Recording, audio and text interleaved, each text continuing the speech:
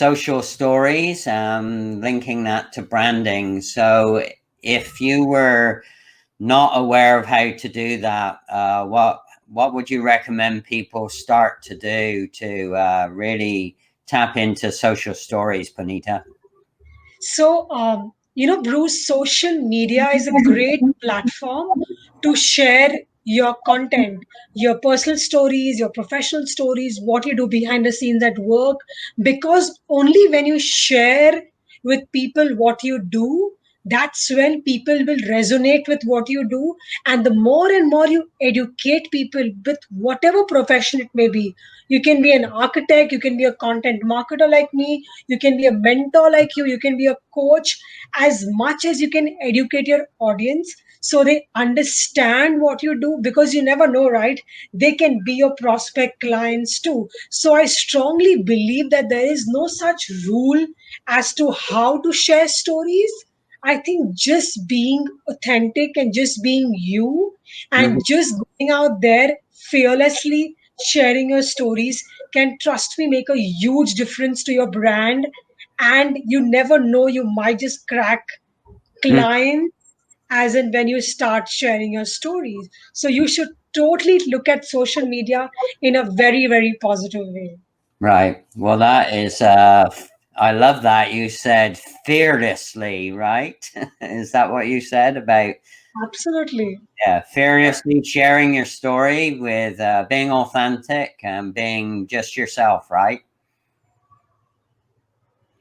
So on the branded store, branding with the storytelling, you are very forward thinking. I've noticed that you comment and cross engage with a lot of people on LinkedIn. So is LinkedIn your main platform, Bonita? To be very honest, Bruce, you know something? Until August 2020, I was doing a full time job in a corporate firm, as I told you, the Times Mhm. Network. And then COVID happened, and then I had to let go of my jobs because of the current situation here. But then I said that no point just, sulking and looking for new jobs, and the market is so tight right now. So I thought I've got 14, 15 years of work experience, anyways, as a content marketer, right, Bruce? So Yeah. might as well. 4 months, I just gave free advice to people, Hmm. educated my audience about content marketing, spoke to tons and tons of professionals and students, and educated them selflessly in the content marketing space. And I'm in my fifth month right now as a freelancer. And trust me, it's such a wonderful journey that now it's all inbound leads. It's Ah, all happening. It's all happening. So all those 4 months of educating my audience, supporting my content, supporting the audience, supporting their content, being there, it's working now in my fifth month. So I right. strongly urge people to just go out and talk. Hmm. Yeah, I find a lot of people will give up too early.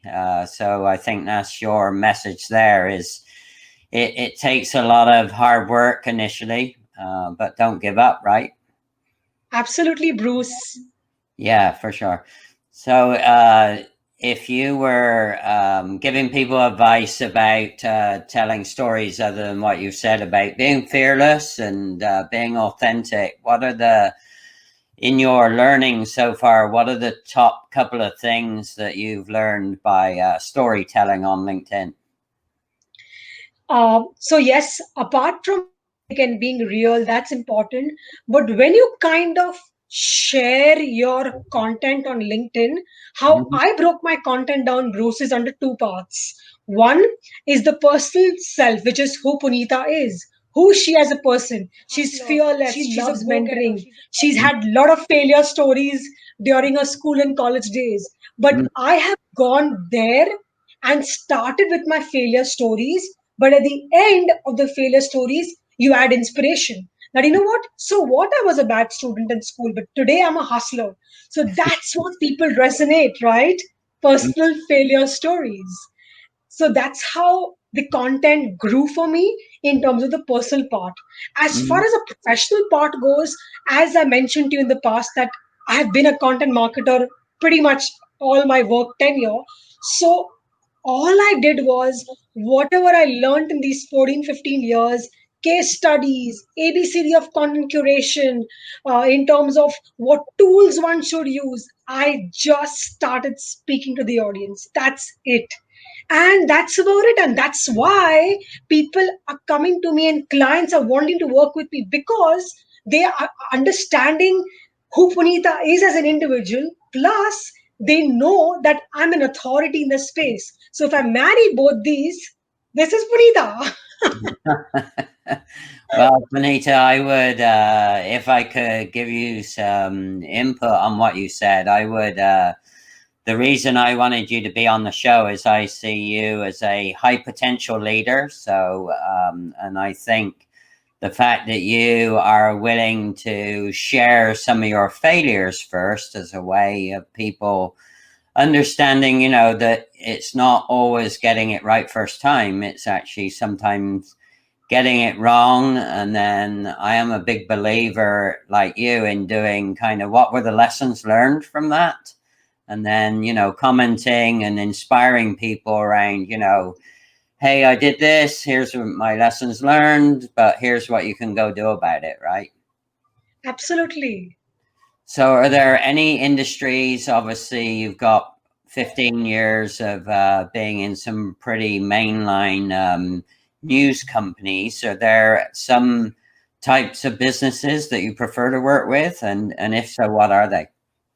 So I have, as I mentioned, 14, 15 years of doing content marketing and brand storytelling. I've pretty much touched base with all the industries from pharma to IT, from auto, all the possible industries are pretty much touched. But the one industry which really touched my heart was the healthcare industry.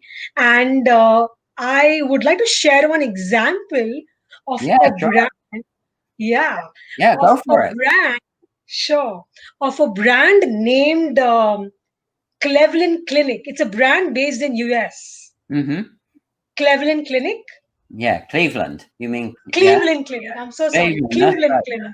Yeah. So Cleveland Clinic's entire motto or objective was to care for their patients. Mm-hmm. So how did they apply content marketing or brand marketing to their entire campaign?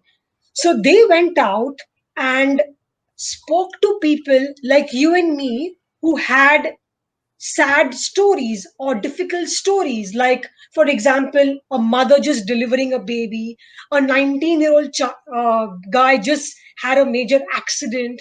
So they kind of touched emotions of people, and they actually shot all this in an episode or like in a promo, and they Uh-huh. packaged the entire thing in such a beautiful emotional manner that the messaging was, we as Cleveland Clinic care for you.